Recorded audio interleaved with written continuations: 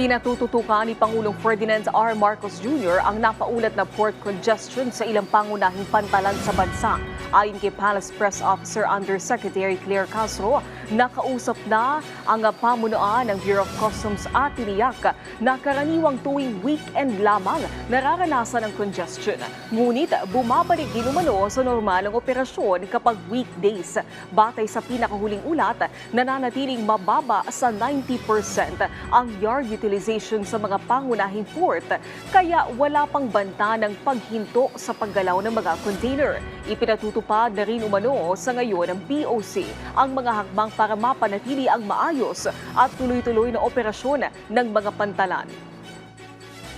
Kabilang sa mga hakbang ng Customs Administrative Order sa accreditation ng container yards, magpapatupad din ang BOC ng regular na quarterly meeting para sa koordinasyon at pagtaya kasama ang mga international shipping line at mga stakeholder ng pantalan bilang paghahanda sa mga buwan na karaniwang mataas ang paggamit ng pasilidad.